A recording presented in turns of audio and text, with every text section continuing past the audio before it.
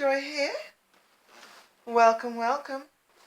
So, I'm working completely off the cuff, unscripted here, hoping to make this a short video. Basically, I want to talk about the narrative of and surrounding the phrase born in the wrong body. Basically, I was having a conversation with someone on YouTube in the comment section, and I was intending to read it out to you because I had some pretty big insights into my own journey when I was writing those comments. I can't find them now, thanks to YouTube not being able to scroll past a week ago. That's really helpful. So, basically, and I do need to sort of stress this,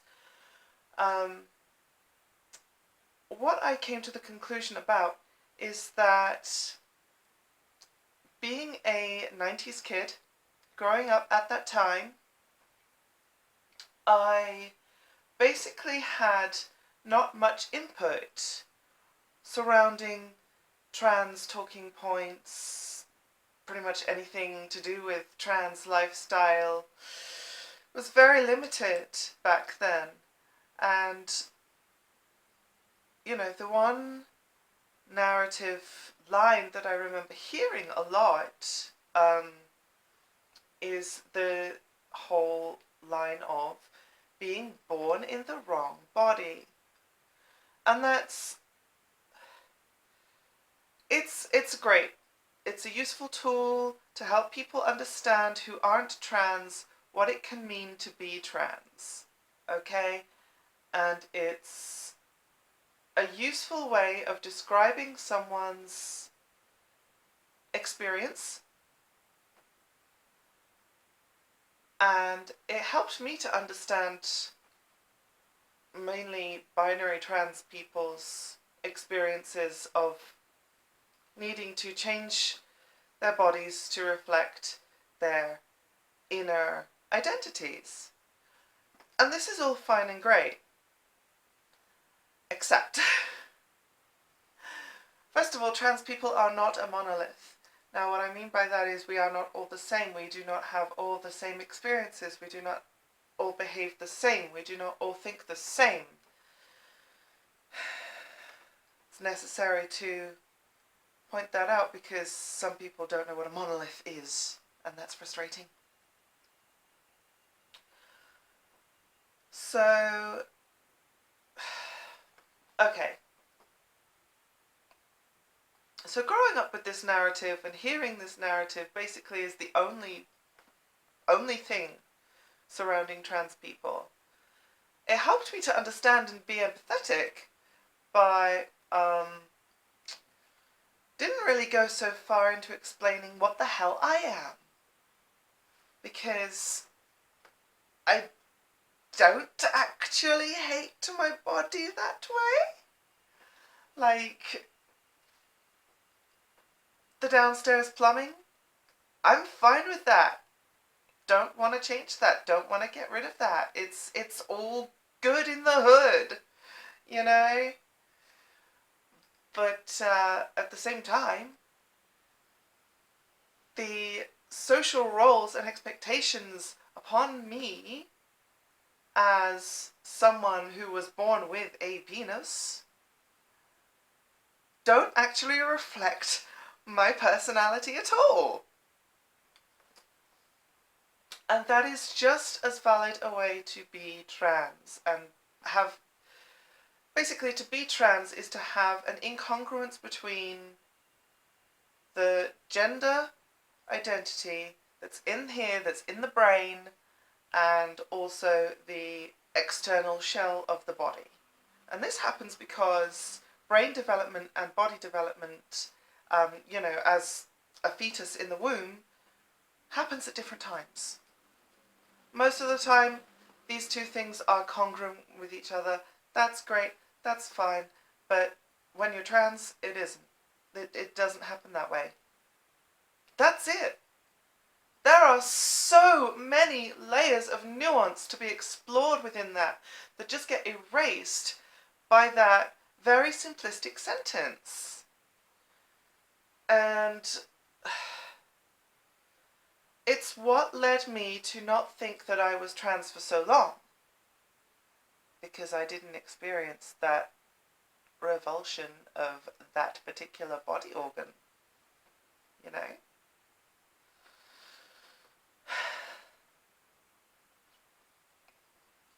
So,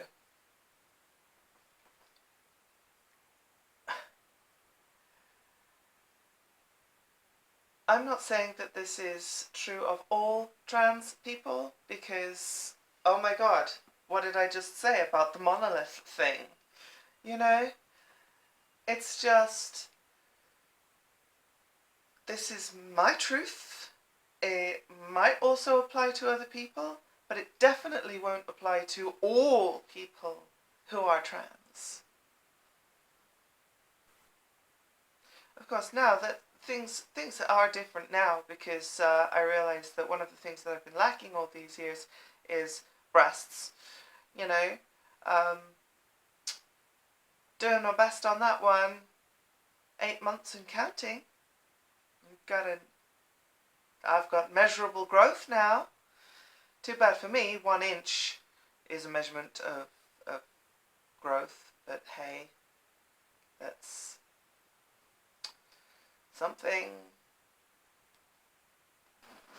And you know, something to say about this overly simplistic view is that it doesn't account for any non-binary identities, which, you know, as we know now, as I didn't know in the past, actually covers quite a range of things, feelings, identities, genders, however you need to label that. Like,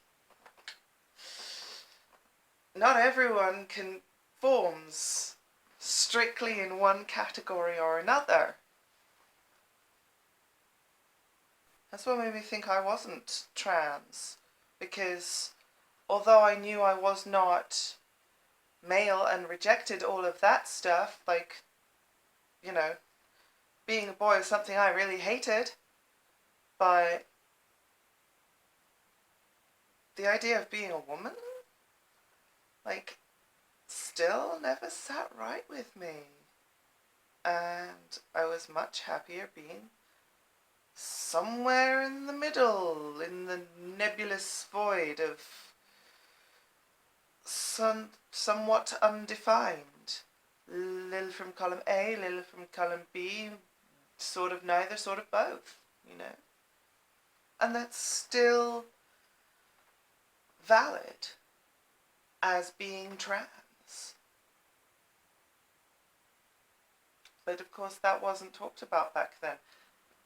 The best you could get back then is sort of like examples from pop culture, like David Bowie or Mark Bolan.